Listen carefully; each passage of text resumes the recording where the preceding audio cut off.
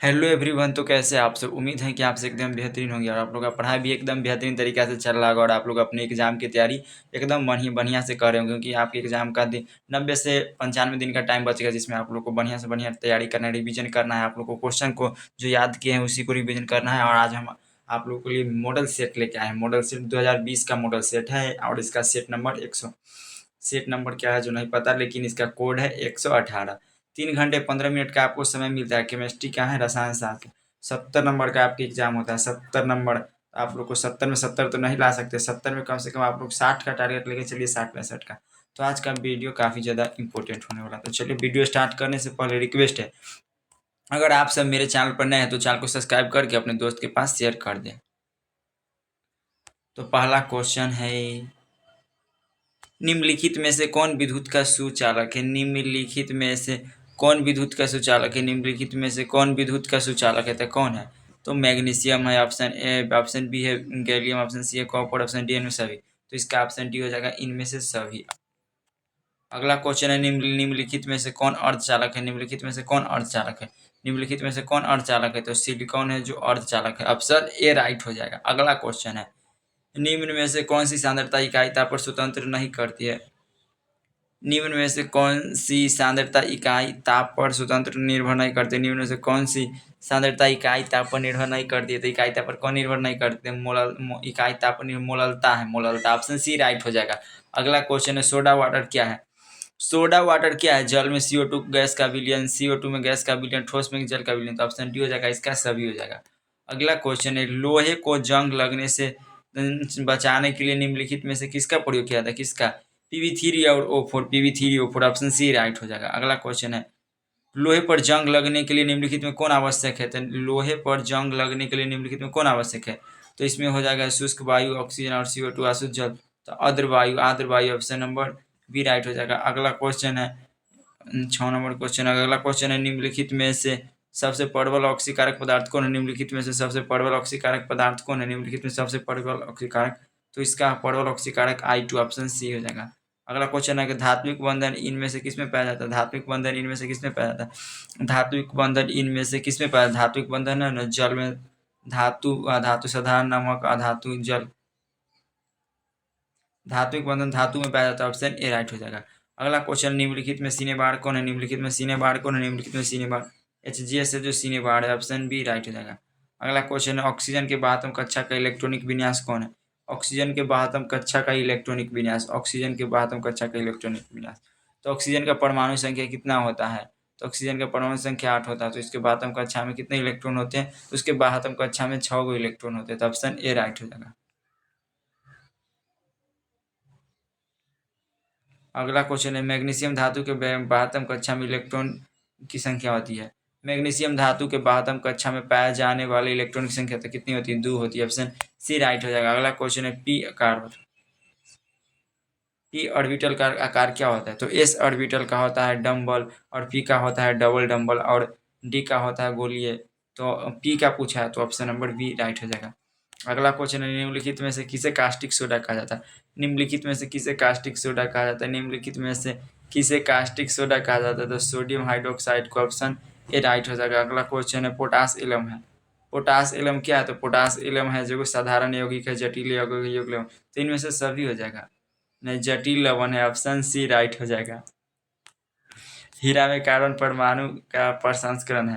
हीरा में कार्बन परमाणु का प्रसंस्करण क्या है? तो हीरा में कार्बन परमाणु का sp3। ऑप्शन ए राइट हो जाएगा। अगला क्वेश्चन है, OH यौगिक का नाम क्या है? OH यौगिक का नाम क्या है? तो OH यौगिक का नाम है फिनॉल। ऑप्शन ए राइट हो जाएगा।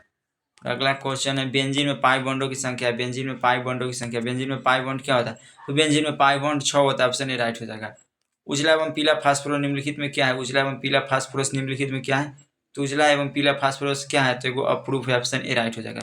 अगला क्वेश्चन है, निम्नलिखित में से कौन सा धातु पृथ्वी में प्रचुर मात्रा में पाया जाता है? निम्नलिखित में से कौन सा धातु पृथ्वी में प्रचुर मात्रा में पाया जाता है? तो प्रचुर मात्रा में सोडियम है, अल्युमिनियम है जो प्रचुर मात्रा में पाया जाता है। ऑप्शन ए राइट हो जाएगा। अगला क्वेश्चन है, फ्लोरीन, क्लोरीन एवं ब्रोमीन को किस नाम से जाना जाता है? फ्लोरीन, क्लोरीन एवं ब्रोमीन को किस नाम से जाना जाता है? तो हाइड्रोजन के नाम से, वर्ग 16 के तत्व। अगला क्वेश्चन है, इथिलीन बहुक्रियाकृत होकर निम्नलिखित में से क्या बनाता है? एथिलीन बहुलीकृत होकर निम्नलिखित में से क्या बनाता है? तो पॉलीथीन बनाता है, ऑप्शन ए राइट हो जाएगा। अगला क्वेश्चन है सोडियम बेंजोएट और सोडा लाइम के मिश्रण को गर्म करने पर निम्नलिखित में से क्या बनता है? सोडियम बेंजोएट और सोडा लाइम के मिश्रण को गर्म करने पर निम्नलिखित में से क्या बनता है? तो इसका बनता है ईथेन। ईथेन सोडियम बेंजोएट और सोडा लाइम के मिश्रण को गर्म करने पर निम्नलिखित में क्या बनता है? इसका बनता है ईथेन, ऑप्शन ए बी हो जाएगा राइट। जब फिनॉल को जस्ता चूर्ण के साथ गर्म किया जाता है तो क्या बनता है? जब फिनॉल को जस्ता चूर्ण के साथ गर्म किया जाता है तो क्या बनता है? जब फिनॉल को जस्ता चूर्ण के साथ गर्म किया जाता है फिनॉल को तो मेथिन बनता है, मीथेन। और निम्नलिखित में कौन एक अक्रिय गैस है? निम्नलिखित में कौन एक अक्रिय गैस है? तो नियोन है जो अक्रिय गैस है। निम्नलिखित में से कौन बायोडिग्रेडल बहुलक है? निम्नलिखित में से कौन बायोडिग्रेडल बहुलक है? तो पीवी नाइलॉन 6 एल्डिहाइड के ऑक्सीकरण से बनता है। एल्डिहाइड के ऑक्सीकरण से क्या बनता है? एल्डिहाइड के ऑक्सीकरण से कीटोन, ऑप्शन सी राइट हो जाएगा। अगला क्वेश्चन है Fe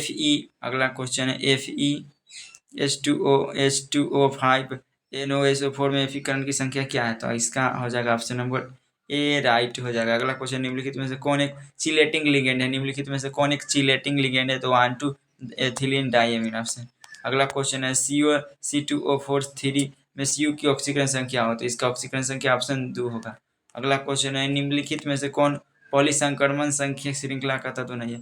निम्नलिखित में से कौन पॉलीसंक्रमण श्रृंखला का तत्व नहीं है? तो लोहा हो जाएगा। अगला क्वेश्चन है NiCO4 में निकल की परमाणु संख्या क्या होगी? तो ऑप्शन 0 हो जाएगा। इसको आप लोग बढ़िया से याद कर लीजिएगा। XeFO4 का आकार क्या होता है? XeFO4 का आकार क्या होता है? तो इसका हो जाएगा वर्ग समतलीय, ऑप्शन बी राइट हो जाएगा। अगला क्वेश्चन है निम्नलिखित में कौन सी गैस H2SO4 में घुलकर ओलियम का निर्माण करता है? तो कौन ओलियम का निर्माण करता है? तो sulphur dioxide, option B right हो जाएगा।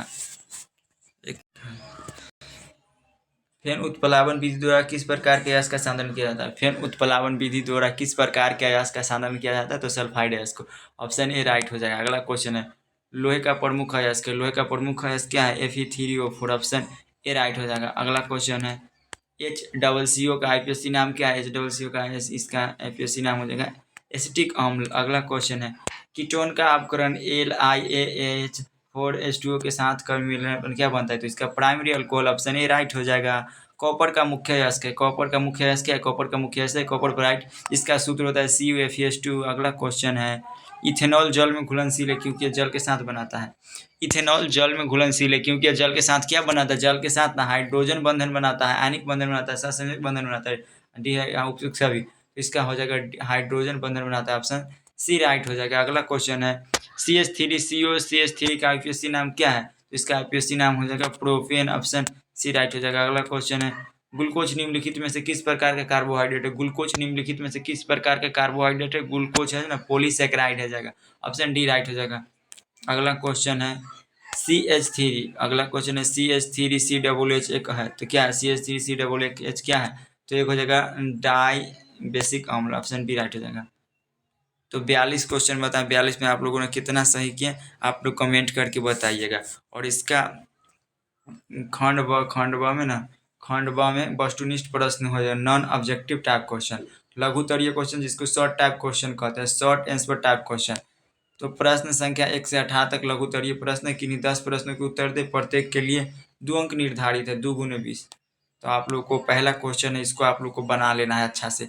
आदर्श घोल और अनादर्श घोल की व्याख्या करें। आदर्श घोल और अनादर्श घोल की explain ideal and non ideal solution. आप लोग को ये काफ़ी ज़्यादा इंपॉर्टेंट क्वेश्चन है, 2 नंबर वाला।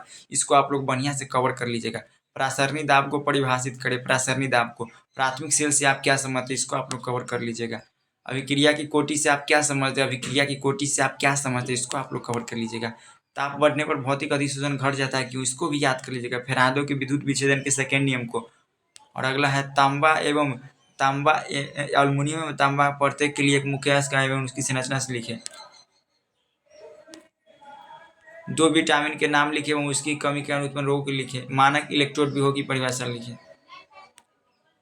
निम्नलिखित के संरचना सूत्र लिखे। 2 ब्यूटेनॉल और इथाइल एसीटेट। निम्नलिखित के आईयूपीएसी नाम बताएं। तो पहला है CH2 और COOH और CH2। तो इसका आईपीएसी नाम आप लोग को बताना है। अगला 12 नंबर क्वेश्चन है, किसी घोल की मोल लड़ाता है व मोललता में अंतर स्पष्ट करे। किसी घोल की मोल लड़ाता है व मोललता में अंतर स्पष्ट करे। रॉयल के वाष्प दाब की अवनमन की अपेक्षा करे। रॉयल के वाष्प दाब के सापेक्ष अवनमन की व्याख्या करे। टिंडल प्रभाव क्या है, व्याख्या करें। निम्नलिखित का परिवर्तन कैसे करेंगे। फॉर्मिक अम्ल से फॉर्मेल्डिहाइड और बेंजीन से एनी, बेंजीन से एनी, बेंजीन से एनिलीन, बेंजीन से एनिलीन, बेंजीन से एनिलीन। और अगला क्वेश्चन है, अक्रिय गैसों की संयोजकता शून्य क्यों होती है, समझा। इसको भी समझा देना आप लोग को। कार्बोकटायन क्या है, इसको व्याख्या करने। HF और HCl में परवल कौन है और क्यों है, तो इसको आप लोग को कर लेना है। और दीर्घ उत्तरीय प्रश्न, अब इसका दीर्घ उत्तरीय प्रश्न इसको आप लोग को बता देते हैं। लोहा के दो मुख्य अयस्क के नाम लिखा देता है, उसके मुख्य अयस्क के लोहे का निर्माण कैसे किया जाता है, अभिक्रिया दे। आयोडीन का मुख्य स्रोत क्या है, आयोडीन का मुख्य स्रोत कैसे समुद्री घास से कैसे निकाला जाता है, इसको अति कर लीजिएगा। गंधमाल का उत्पादन लेड का विधि द्वारा कैसे किया जाता है। कार्बोहाइड्रेट क्या है, कार्बोहाइड्रेट क्या है, इसका वर्गीकरण कैसे किया जाता है, इसको आप लोग को लिखना है। और अगला है, क्या होता है जब कैल्शियम एसीटेट को गर्म करते एथिल एमीन HN2 से प्रतिक्रिया करते एसिटिलीन को लाल तप्त कॉपर से होती है। और बेंजीन को सांद्र HNO3 और H2SO4 के साथ मिश्रण गर्म किया जाता है। इतना आप लोग को लिखना है। इथाइल अल्कोहल का ऑक्सीकरण होता है, इसको आप लोग को लिख लेना है। तो आज बता दिया। और इसका है निम्न की व्याख्या करें। कोल्बे अभिक्रिया और कार्बोनिल एमीन अभिक्रिया, इसको आप लोग को याद कर लेना। तो आज आप लोग को कैसा लगा है वीडियो, अगर मेरे द्वारा बताए गए वीडियो से आप लोग को कुछ भी सीख को मिलता है तो आप लोग चैनल को सब्सक्राइब करके अपने दोस्त के पास शेयर कर दीजिए। अगर इसका आप लोग PDF लेना चाहते हैं, अगर आप लोग इसका PDF लेना चाहते हो तो इस पर कॉन्टैक्ट करें 62-023-462, इस पर कॉन्टैक्ट करें। आप लोगों को जल्द से जल्दी दे दी जाएगा। तो चलिए आज के लिए इतना ही, मिलते हैं अगले वीडियो में फिजिक्स के क्वेश्चन के साथ। फिजिक्स का शाम में आज 7 बजे, शाम में आप लोग शाम के 7 बजे फिजिक्स का क्वेश्चन, फिजिक्स का ना 100 टॉप VVI क्वेश्चन बताएंगे जो परीक्षा के लिए काफ़ी ज़्यादा इंपॉर्टेंट होगा। तो वीडियो कैसा लगा आप लोगों को, मिलते हैं अगले